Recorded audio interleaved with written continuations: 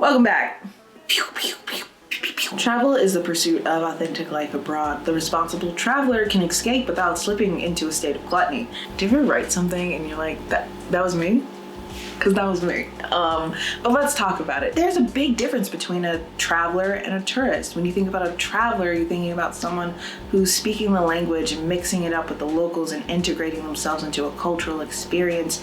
And a tourist is someone who's, waiting in long lines and litter bugs and really like signing themselves up for these like superficial manufactured activities. There's a connotational shift there, and I think that we need to take a hard look at the exploitive and extractive nature of tourism and shift our itineraries and our habits accordingly. I'm of the belief that authentic travel is rooted in being a good guest and kind of moving beyond the travel influencer aesthetic to seek out authentic and meaningful experiences abroad. So I'm going to share with you some of the thought process and groundwork to help you set the foundation for good intentions in your travels. Here we go. This may seem obvious or even arbitrary, but before you book your travels, before you go anywhere, it's good to know why you're going. You could be going somewhere for business or pleasure, adventure, solitude, romance. This is essential no matter where you're going because it keeps you grounded. And you can leave as much room for spontaneity as you'd like. That could even be the reason that you're traveling. But it's good to be honest and just know why. Next, I think it's important to make the conscious decision to do as little harm as possible. That means that you're going to have to do some research, and this research isn't to suck the fun out of your trip, but rather to prepare you for what to expect of this culture and what this culture expects of you. Myself, I like to Google the everyday life of insert nationality here person. I like to look up the political climate, the current events, holidays, other observances and festivals that are going on when I'm visiting. Research is the key to unlocking your ignorance. We live in the information age, so. This might be controversial, but dress for context. Be cognizant of and respect the expectations for attire. For example, in Bali, there have been tourists that go to temples and sacred sites and are having photo shoots naked.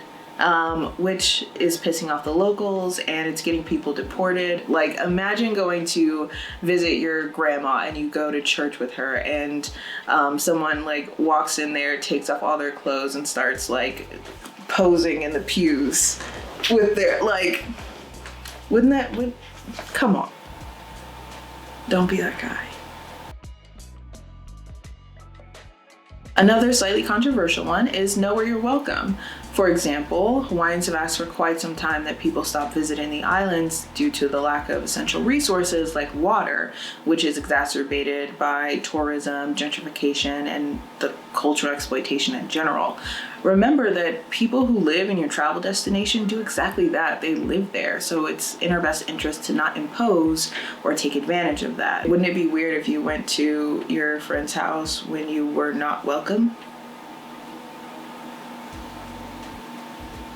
Yeah, it would. These places existed well before tourism and can exist without it. I can't believe I'm saying this next one, but do not mock traditions, holidays, rituals. It seems obvious, but needs to be said. Maybe not so obvious is avoiding novelty cultural exploitation, like hip-hop goat yoga and skin tacos, which I'm pretty sure are just regular tacos that are marketed to make you pretty.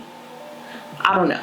Point is, it's inauthentic, repurposed culture, and a telltale sign is usually an outrageous price and a lack of representation from the host culture. A lot of these principles are centered around listening with compassion and empathy. There are culturally and historically significant boundaries that just should not be crossed.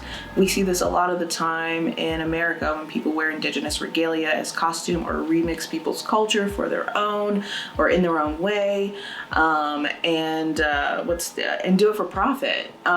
That's The worst. Realize that people hold spaces and practices, values and symbolism as sacred, and you're not entitled to them. These are their traditions and they're not meant for everyone. Here comes the controversial part. Gatekeeping cultures keeps exploited communities safe. It keeps culture safe. If you have the best of intentions, you can find another way to appreciate someone's culture and should have no trouble adjusting, if that is truly your intention. You can't do with other people's culture what you want. There, I said it. So now that you've done all this ruminating, all this grounding, now when you get to your destination, you can be present. And to me, that means connecting with the people. That could be as simple as taking a cooking class, go to a museum, going on a locally guided tour, take a dance class, going to a place of worship, just try the local food, going to cultural centers and cultural hubs and making time to do these things, even if you just came there to party. Giving to locals and not just to like big business interlopers. Learning their joys and their struggles, and if you feel so moved, connecting with an organization that can help support those struggles. Beware of volunteer traps, and that's another conversation we can have for another day. But build those bonds. The options are endless for how you can connect with people. That's one of the best things about travel, is that you're able to open yourself up to new experiences. For example, I'm pretty sure most of the world has a McDonald's, and would it be cool to go to them all? Yes. But even cooler would be to try and find the best hamburger in those places, or even just have the local cuisine in those places that you can't have back home. That's one of my biggest travel pet peeves, is when someone's like, yeah, let's go to TGI Fridays. I'm like, I've only traveled in America, but I'm like, we can do that anywhere. Why don't we go to the Colorado, what does Colorado have to offer that I can't get in wherever I'm from? And lastly, leave no trace, take only wisdom. And I don't mean this in a very rigid way. Of course you want keepsakes, but try to make them practical, something that you can use or display that signifies and symbolizes your time in this new exciting place. At its core, responsible travel is a mutually beneficial cross-cultural exchange. A responsible traveler is a good guest. A responsible traveler is a practitioner of empathy and compassion. They also look beyond the social media cloud and consider how their presence will impact the people that call their travel destination home. So I'm curious to know your thoughts. Are you a traveler or a tourist? Are you going to use any of these principles when planning your next trip? Do you agree or disagree? Let me know in the comments. Also, like and subscribe so I know that you like me and want me to keep making videos. Safe travels.